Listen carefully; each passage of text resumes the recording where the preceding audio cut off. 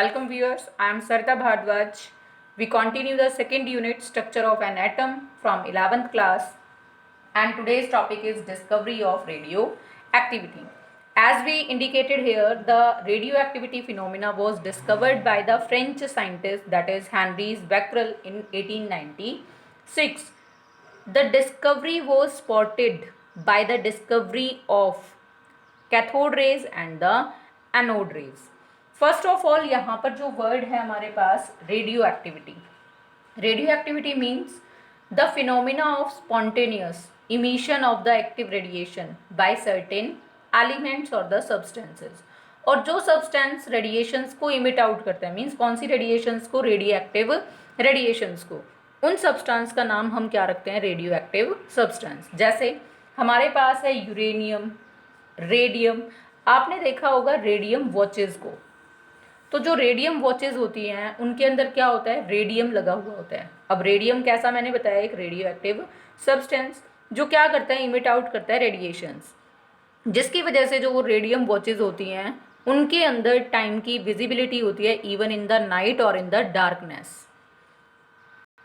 कुछ और radio active examples हम ले सकते हैं सब्सटेंसेस के, जैसे पोलोनियम है हमारे पास, थोरियम है.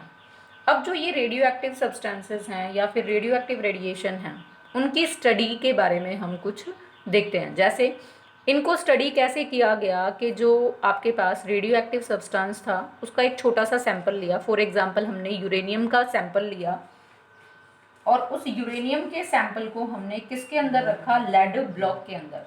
This is lead block, PB का ब्लॉक है. अब ऐसा क्यों किया कि यूरेनियम के सैंपल को हमने लेड ब्लॉक के अंदर रखा, क्योंकि जो रेडियो एक्टिव सब्सटेंसेज होते हैं उनमें से जो रेडिएशंस निकलती हैं वो काफ़ी हार्मफुल होती हैं for the living organism. They causes the mutagenic changes means mutations cause करते हैं. अब म्यूटेशंस क्या होती है, sudden change in the gene sequence, और जीन का सीक्वेंस अगर चेंज होगा तो ऑटोमेटिकली बॉडी के अंदर करैक्टरिस्टिक्स चेंज होंगे. क्यों, क्योंकि जीन्स क्या होते हैं, विच are responsible for the characteristics, particular characteristics in the living organisms. तो जो आपने कोई भी रेडियो एक्टिव सब्सटेंस लेना है उसको हमेशा किसकी फॉर्म में लेना है, एक प्रोटेक्टिव फॉर्म में, ताकि जो रेडिएशंस हैं वो लिविंग ऑर्गेनिज्म के कांटेक्ट में डायरेक्टली ना आए. तो फर्स्ट हमने क्या किया, यूरेनियम को लिया लेड ब्लॉक की कैविटी के अंदर और उसको हमने कहाँ पर रख दिया, इलेक्ट्रिक और मैग्नेटिक फील्ड के अंदर, और स्टडी किया effect of electric and magnetic field on these radiations. means वो radiations जो कहाँ से निकलेंगे, इस रेडियो एक्टिव सब्सटेंस में से, जिसका नाम क्या है, रेडियो एक्टिव रेडिएशंस. अब हमने क्या देखा कि जब हम यहाँ से जो रेडिएशंस निकल रही है उनको हमने किस में से पास किया, एक नैरो स्लिट में से, एक नैरो पैसेज में से, रास्ते में से, और यहाँ पर हमने दोनों तरफ किस चीज़ को अप्लाई किया, स्ट्रॉन्ग इलेक्ट्रिक फील्ड को. यहाँ पर मैंने इंडिकेट किया ये नेगेटिव प्लेट और ये आपके पास कैसी है, पॉजिटिव प्लेट. तो जो ये रेडिएशंस यहाँ से निकल के गई उनमें से कुछ तो क्या हो गई, deflect towards the negative, some are deflected towards the positive and some are go straight. अब ये जो डिफ्लेक्टेड रेडिएशंस गई, कुछ पॉजिटिव की तरफ, कुछ नेगेटिव की तरफ और कुछ स्ट्रेट, तो उनको सपोर्ट करने के लिए हमने यहाँ पर किसको लगा दिया, एक फोटोग्राफिक प्लेट को. इसका मतलब जो हमारे पास रेडियो एक्टिव रेडिएशन थी वो फर्दर 3 में डिवाइड हो गई. There are the 3 types of rays present in the radio active radiations. First को हमने नाम दिया अल्फा, सेकंड ये बीटा, और जो बीच में बिल्कुल स्ट्रेट गई उनको हमने नाम क्या दिया, गामा रेज. अल्फा रेज वो थी जो किसकी तरफ डिफ्लेक्ट हुई, towards the negative plate. Beta rays which are deflected towards the positive plate. और गामा रेज कैसी थी, वो ना तो पॉजिटिव की तरफ डिफ्लेक्ट हुई ना नेगेटिव की तरफ, they are go straight on the photographic plate. इसका मतलब क्या है, जो अल्फा रेज हैं these are made up of the positively charged particles. वो मैंने क्यों कहा, क्योंकि ये किसकी तरफ अट्रैक्ट हो रही है, towards the negative plate. Means opposite charges attract each other. तो नेगेटिव की तरफ अट्रैक्शन इंडिकेट करता है कि ये किससे बनी हुई है, पॉजिटिव चार्ज पार्टिकल से. Beta rays are made up of negatively charge particles. ऐसा क्यों, क्योंकि ये किसकी तरफ डिफ्लेक्शन शो कर रही है, पॉजिटिव प्लेट की तरफ. गामा जो रेज है वो किससे बनी हुई है, न्यूट्रल पार्टिकल से। क्यों? क्योंकि ना वो नेगेटिव की तरफ डिफ्लेक्ट हो रही ना positive, it go straight, that indicates they are made up of the neutral particle, जिसको लेटर ऑन इन 1932 किसने डिस्कवर किया था, जेम्स चैडविक ने, और उन न्यूट्रल पार्टिकल को नाम क्या दिया था, न्यूट्रॉन्स। जो यहाँ पर पॉजिटिव पार्टिकल हैं means these are proton, negative particles जो आपके पास बीटा रे को बनाते हैं वो इलेक्ट्रॉन, और जो न्यूट्रल पार्टिकल गामा रे को कॉन्स्टिट्यूट करते हैं वो क्या कहलाएंगे, न्यूट्रॉन्स।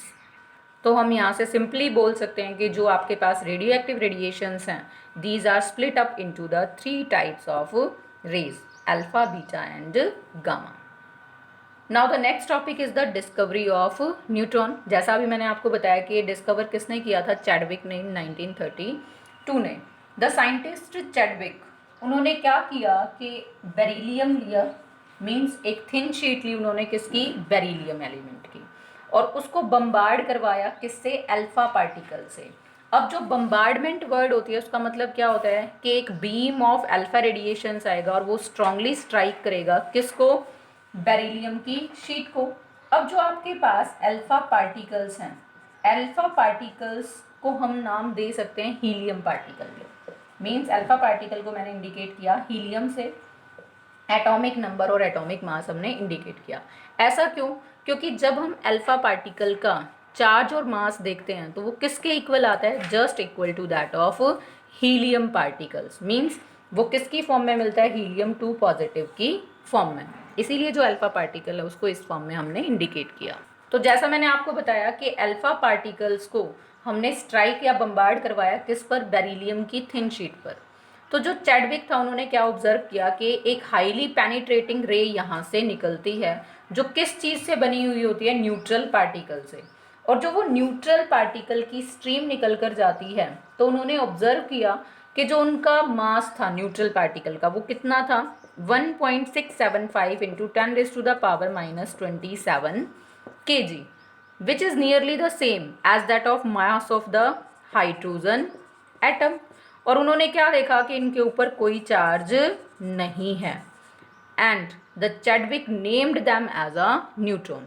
तो अगर हम इसको कंप्लीट को रिप्रेजेंट करें तो बेरिलियम का एटॉमिक मास और एटॉमिक नंबर हमने मेंशन किया। जैसे ही अल्फा पार्टिकल स्ट्राइक करेगा तो हमने कहा कि यहाँ से स्ट्रीम ऑफ न्यूट्रल पार्टिकल निकल गई, जिसको हमने किसकी फॉर्म से शो किया, इससे न्यूट्रॉन N0 1 से। साथ में यहाँ पर किस चीज़ की फॉर्मेशन हो जाएगी, कार्बन एटम की। And this is the complete explanation of the discovery of neutron. After the discovery of electron, proton and neutron हमारे पास बहुत सारे एटॉमिक मॉडल्स आए, जिनमें से सबसे पहला कौन था हमारे पास, थॉमसन मॉडल ऑफ एटम। उसको करने से पहले मैं अभी एक टेबुलर फॉर्म आपको बना रही हूँ जिसमें आपको क्या शो किया है, इलेक्ट्रॉन, प्रोटॉन और न्यूट्रॉन की complete detail regarding their charge, mass. तो फर्स्ट हमारे पास 3 सब एटॉमिक पार्टिकल है, इलेक्ट्रॉन, प्रोटॉन और न्यूट्रॉन। इनको सिंबॉलिक फॉर्म में इस तरह से रिप्रेजेंट करेंगे हम, स्मॉल ई, स्मॉल पी और एन से। इनका मास अगर किलोग्राम में निकालते हैं तो एग्जैक्टली 9.10939 इंटू 10⁻⁻31, और किस में है ये, किलोग्राम के अंदर। ऐसे ही proton 1.67262 into 10⁻⁻27, and in case of neutron 1.67493 into 10⁻⁻27। These are the masses, exact masses. अगर हम बात करें इनके रिलेटिव मासेस की, in u means unified mass में, तो रिलेटिव मास जो हमारे पास फर्स्ट किसका आता है, इलेक्ट्रॉन का, this is 5.4858 into 10⁻⁻4, and next is the proton. अगर हम ले तो 1.00737, in case of neutron 1.00867। These are the relative masses in u. और अगर हम इनके अप्रॉक्सीमेट मास की बात करते हैं यूनिफाइड फॉर्म में ही, तो हमारे पास आएगा 011। सेकेंडली मैंने इलेक्ट्रॉन, प्रोटॉन, न्यूट्रॉन को दोबारा से लिखा क्योंकि अब हम किसको शो करेंगे, इनके चार्ज को और रिलेटिव चार्ज को। जैसा बताया था इलेक्ट्रॉन का चार्ज कितना होता है, -1.6022 इंटू 10⁻⁻19 कूलम। प्रोटॉन का भी सेम यही होता है, सिर्फ क्या आ जाएगा पॉजिटिव में। जब हम बात करते हैं किसकी, न्यूट्रॉन की, तो इसके ऊपर कोई चार्ज नहीं होता, ज़ीरो। और अगर रिलेटिव चार्ज लें तो -1 +1 और 0 means unit negative charge, unit positive charge. अब जो हम ये बात करते हैं 1 यूनिट चार्ज की, तो जो 1 यूनिट चार्ज है वो किसके इक्वल होता है हमारे पास, 4.80298 into 10⁻⁻10 electrostatic unit, ESU means electrostatic unit. और जब हम इसको फाइंड आउट करते हैं किसमें, कुलम्स के अंदर, तो वो कितने के इक्वल आता है, 1.60210 इंटू 10⁻⁻19 कुलम। इसीलिए जो आपके पास इलेक्ट्रॉन और प्रोटॉन का चार्ज है वो इतने के इक्वल है, या फिर हम उसको कितने के इक्वल लिखते हैं, -1 और +1। ऐसे ही अगर हम बात करें 1U की, मीन्स यूनिफाइड फॉर्म में, तो वो किसके इक्वल होता है, 1/12 द मास ऑफ कार्बन 12।